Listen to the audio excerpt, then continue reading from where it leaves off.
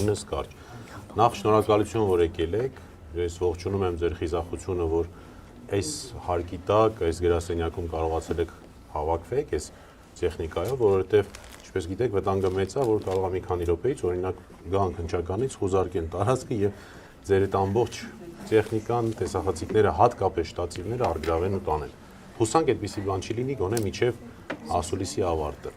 Ես համոզված եմ, որ բոլորդ էլ շատ լավ հիշում եք, թե ինչպես սկսվեց այս պատմությունը։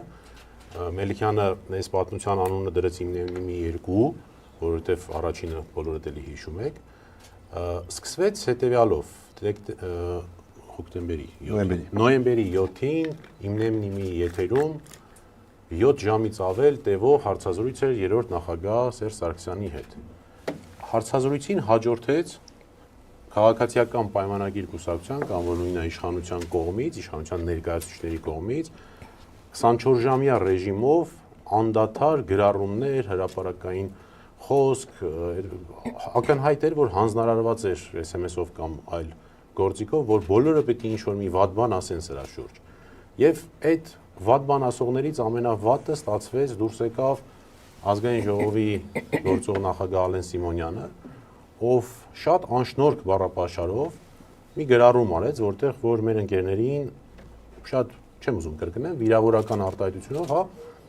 անվանեց մեր ընկերներին։ Դրանի պատասխան հաջորդ թողարկման ժամանակ իմնեմնիմի, չեմ հիշում որ համարն էր թողարկումը, մի խոսքով, հաջորդ թողարկման ժամանակ տղաները պատասխանեցին այդ արտահայտությանը, ես վստահ կարող եմ ասել, որ համարժեք արձագանք էր, համարժեք պատասխան էր, եւ դրան հաջորդեց, ինչպես արդեն գիտեք, մամուլից էլ հետո տեղեկացաք, Ալեն Սիմոնյանի կողմից հանցագործության մասին հաղորդումը, որից անմիջապես հետո առանց որևէ վարքյան կորցնելու քննչական մարմինը ազգային անվտանգության ծառայության հատուկ ստորաբաժանման հետ դիմակավորված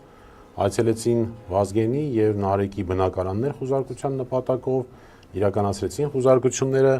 դրանից հետո, ինչպես գիտեք, եկան այս գրասենյակ, Անտիֆեյկի գրասենյակ, այստեղ էլ խուզարկեցին եւ շտատիվ առ շտատիվ հավաքեցին եւ տարան քննչական կոմիտե։ Ակնհայտ էր, որ սրա նպատակը շտատիվների երկրորդ նպատակը, այսպես ասած, այն էր, որ լրատվամիջոցը պարզապես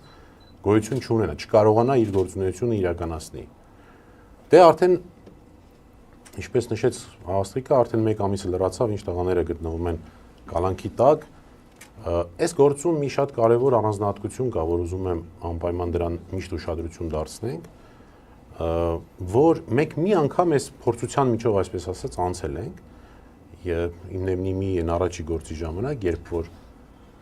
էլի նույն մեղադրանքով, նույն հաղորդման շրջանակներում, գործը հարուցվեց, կանոնավորվեցին, երկար դատական քննություն ընթացավ եւ ի վերջո արդարացվեցին տղաները։ Էլի մենք երեքով էինք պաշտպանություն իրականացնում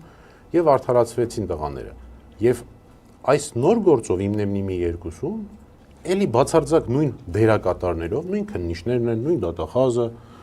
եկան այս վերջի 1, 2, 3 հաղորդման ընթացքում հնչած արտահայտությունների վրա նույն process-ը նորից սկսեցին։ Չէ, ակնհայտ է, որ սա չէր կարող այսպես լինել,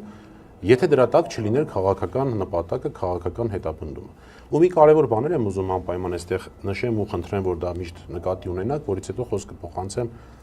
ընկերոջս, գործընկերոջս։ Իշխանությունը փորձ է կատարում անդադար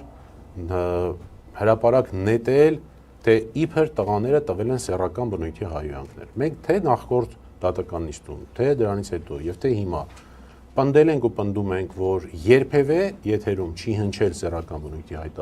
հայհոյանք եւ տղաները դա շատ լավ գիտակցում են,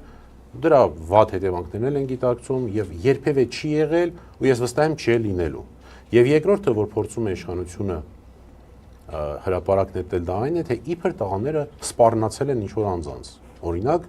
Ալեն Սիմոնյանի եւ քաղաքացիական պայմանագիր կուսակցության կամ իշխանության ներկայացուցիչների։ Կրկնում եմ ու պնդում եմ, որ որևէ սպառնալիք երբևէ գոյություն չի ունեցել եւ դրա մասին է վկայում նաեւ սպառնալիք չլինելու քրական վարույթում դրա բացակայությունը, դրա վերաբերյալ որևէ հանգամանքի բացակայությունը։